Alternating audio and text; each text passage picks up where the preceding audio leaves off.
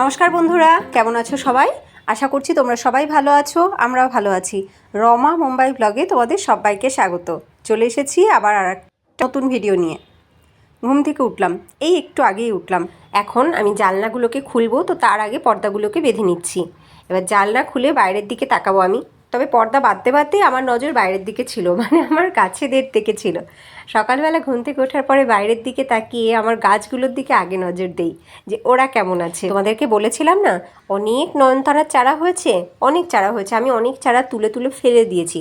নয়নতারার চারা জানি না কেন কেউ নিতে চায় না।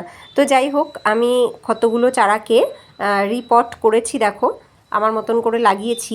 এই দুটো চারা জানি না কেন এরা মোটে ঠিকঠাকভাবে জানান দিচ্ছে না যে আমরা ঠিক আছি। দেখে মনে হচ্ছে যেন ওরা ঠিক নেই। তো যাই হোক, আর এটার মধ্যে দোপাটির বীজ ছড়িয়েছি।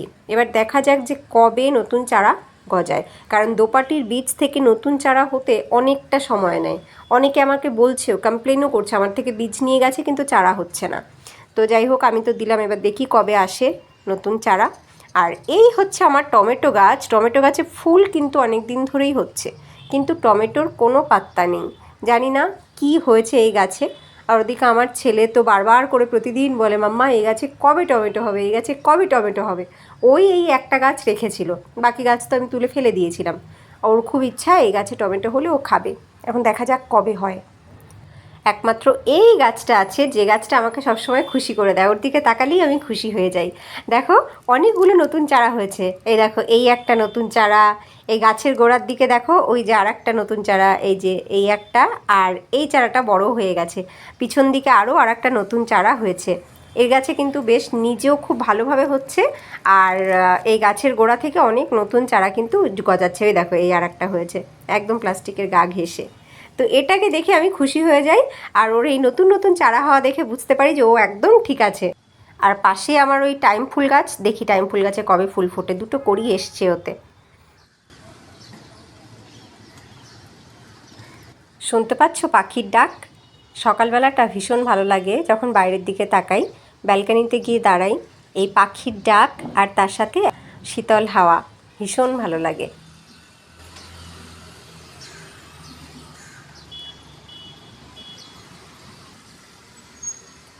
এদিকে আমার ছেলে এখনও ঘুমোচ্ছে। ও একটু লেট করেই ওঠে, আমিও একটু লেট করেই ডেকে তুলি ওকে, কারণ রাতে ঘুমায় অনেক দেরিতে, আর সারাদিনে তো ঘুমায় না। আমার ব্যালকনির গাছগুলো কিন্তু খুব সুন্দর হয়ে আছে। নয়নতারা গাছে প্রচুর ফুল ফুটছে, দেখতে পাচ্ছ নয়নতারা গাছ? আমার তো নয়নতারা গাছ ভালোই লাগে। জানি না অনেকেই পছন্দ করে না, নিতে চায় না। এত চারা আমি ফেলে দিলাম, অনেককে বলেছিলাম নেওয়ার জন্য, কেউ নিতে চায় না, জানি না কেন। যাই হোক, একমাত্র নয়নতারাই গাছ আছে যে গাছের কিন্তু খুব একটা পরিচর্যা করতে হয় না, আর যে গাছ কখনো ধোকা তো দেবেই না, ফুলই দেবে। ফুল হবেই, যত্ন নেও বা নাই নাও।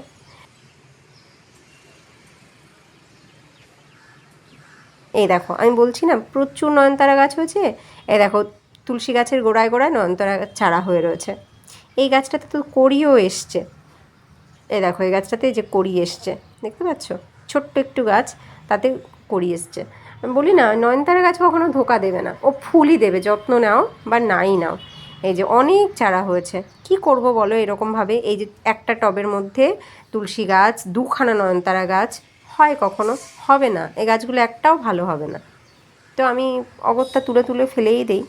এই কটা আছে, কেউ যদি নেওয়ার থাকতো কাছাকাছি দিয়ে দিতাম আমি। গাছেদের সাথে কিছুক্ষণ সময় কাটিয়ে ওদের জল ঠল দিয়ে তারপরে মেইন দরজা খুলে আমি বাইরে জল দিই। আমাদের এটা নিয়ম, সকালবেলা ঘুম থেকে উঠে আগে দৌড়ে জল দেওয়া, মানে বাইরে জল দেওয়া।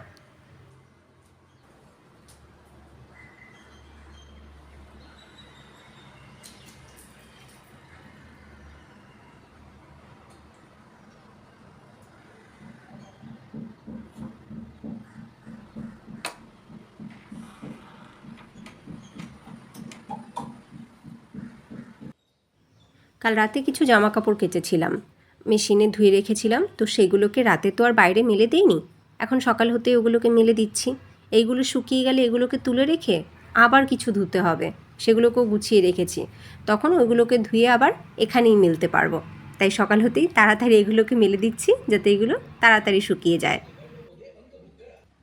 এই জানলার গ্রিলে গ্রিলে জামা কাপড় মেলে এখানে শুকোতে হয়, এখানে সবাই তাই করে।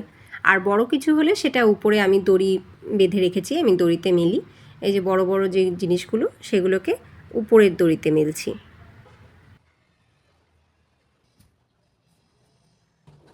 হয়ে গেল জামা কাপড় মেলা। জামা কাপড় মেলার পরে আবার ঘরটা অন্ধকার অন্ধকার হয়ে গেল।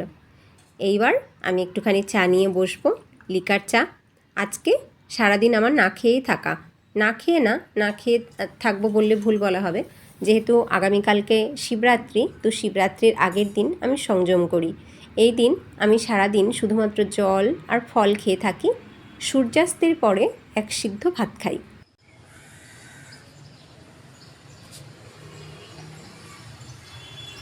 অনেকে অনেক রকমভাবেই উপোস করে, যে যেভাবে করে কারোর কোনোটাতেই ভুল নেই। শুধুমাত্র মনের ভক্তিটুকুই যদি থাকে তাহলেই হবে। তো আমার যেরকম মন চায় আমি তেমনই করি। চিনি দুধ ছাড়া শুধুমাত্র চা ফুটিয়ে নিয়েছি জলে, সেটাই একটু খাচ্ছি, একটুখানি এনার্জি ধরে রাখার জন্য। এখন অনেক কাজ করার বাকি আছে, সব কাজ সেরে তারপরে স্নান দান করে পুজো দিয়ে কিছু ফল খাবো।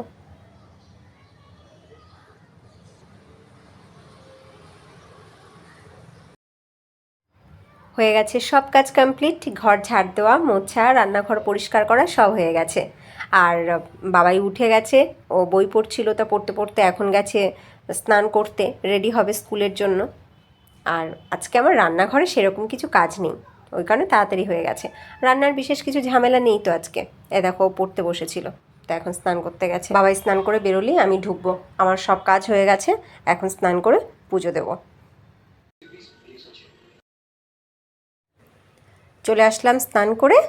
এইবার একটুখানি রূপচর্চা করে নিই। বিশেষ কিছু রূপচর্চা আমি করি না তোমরা আমাকে দেখে টেরই পাও, সেরকম কিছু সাজগোজ আমি করি না সব সময়। খুব বড় কোনো অকেশান থাকলে তবেই আমি একটুখানি সাজি, তাছাড়া কিন্তু সাজগোজ সেরকম আমার নেই। যাই হোক, স্নান করে আসার পরে একটু স্কিনটাতে কিছু লাগাতেই হয়, না লাগালে হয় না, তাই একটু ময়েশ্চারাইজার লাগিয়ে নিলাম। এইবার ঠোঁটের চারপাশটা আমার না এই শীতকাল আসলেই কেমন শুকিয়ে যায়, মানে আউটলাইনটা প্রচণ্ড রকমভাবে ড্রাই হয়ে যায়, চামড়া উঠতে শুরু করে। তো আউটলাইনটাতে একটুখানি একটা মলম লাগালাম, তারপরে লিপে লাগিয়ে নিলাম একটুখানি ভেসলিন। এইবার টিপ আর তার সাথে সিঁদুর। এই হচ্ছে আমার প্রতিদিনকার সাজ, এবং এই সেম সাজেই আমি কিন্তু বাজার হাট সব জায়গাতেই যাই। খুব বড় কোনো প্রোগ্রাম না থাকলে আমি খুব একটা সাজগোজ করি না। তো যাই হোক, আমার তো এরকমভাবেই ভালো লাগে, সিম্পল থাকতেই বেশি ভালো লাগে। অনেকেই আছে যারা সাজতে খুব ভালোবাসে, তো আমার মতে তাদের অবশ্যই সাজা উচিত। যেটা করলে আমার মন ভালো থাকবে সেটাই করা উচিত। এইবার চলে এসেছি আমার ঠাকুর তুলতে এবং পুজো করতে। তো ঠাকুর আগে তুলে নিয়ে তারপরে পুজো করব, গোপালকে ভোগ দেব আগে, তারপরে নিজের খাওয়া দাওয়া। ঘরের পুজো দেওয়ার পরে তুলসী গাছে জল দিতে আসি। যে তুলসী গাছে আমি ধূপ প্রদীপ দেখাই, সেই তুলসী গাছেই এই পুজো দেওয়ার পরে আমি স্পেশালি জল দিই। আর অন্য যে তুলসী গাছগুলো আছে সেগুলোতে আমি অন্য সব গাছের সাথেই জল দিয়ে দিই।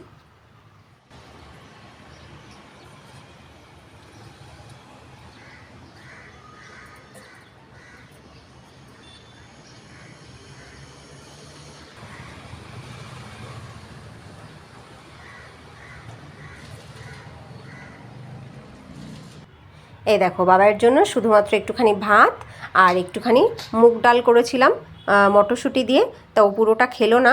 এই যে অর্ধেকের বেশি খেয়েছে, এইটুখানি রেখে গেল, তো একটুখানি ঢাকা দিয়ে রেখে দেবো, এসে যদি খাবে, আমি তো খাবো না। দেখো, জুতোটা পরেও লিফটে উঠতে পারেনি, লিফটে উঠে তারপরে জুতো পরছে, জুতোর ফিতে বাঁধছে। এই হচ্ছে আমার ছেলের কাণ্ড। আমি যত তাড়াহুড়ো করেই করার চেষ্টা করি না কেন, লেট ওর হবেই।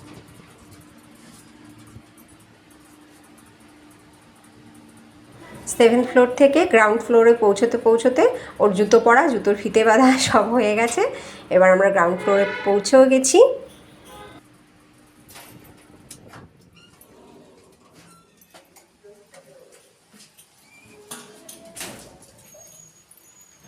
এই দেখো, এবার দৌড়তে শুরু করেছে, বাস বেরিয়ে যাচ্ছে কিনা দেখার জন্য দৌড়তে শুরু করেছে। এবার বাবাইকে স্কুল বাসে তুলে দিয়ে এসে এইবার আমি আমার ফল নিয়ে বসেছি।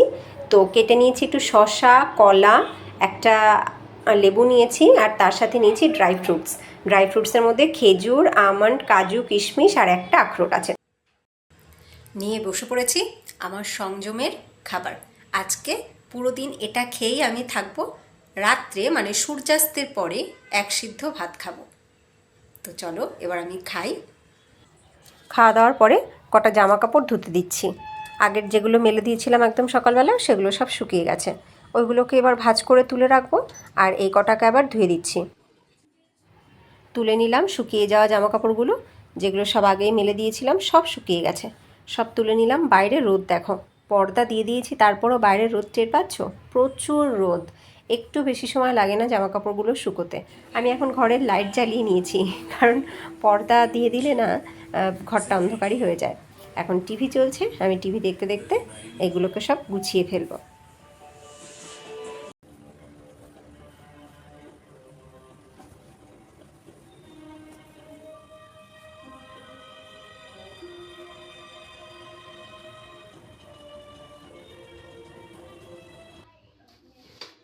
এইবার চলে এসেছি আমি বাসন বার করতে, নিরামিষ বাসন। আজকে নিরামিষ বাসনেই রান্না করব এবং নিরামিষ বাসনেই খাবো। নামিয়ে নিলাম প্লেট।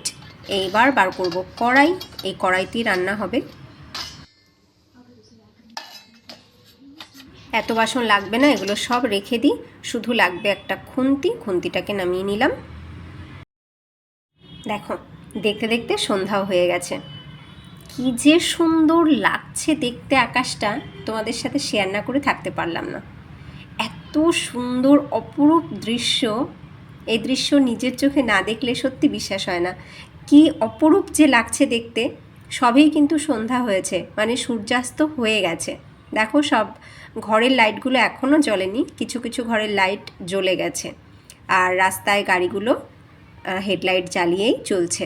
পুরোপুরি অন্ধকার কিন্তু হয়নি বাইরেটা, এখনও অনেক আলো বাইরে।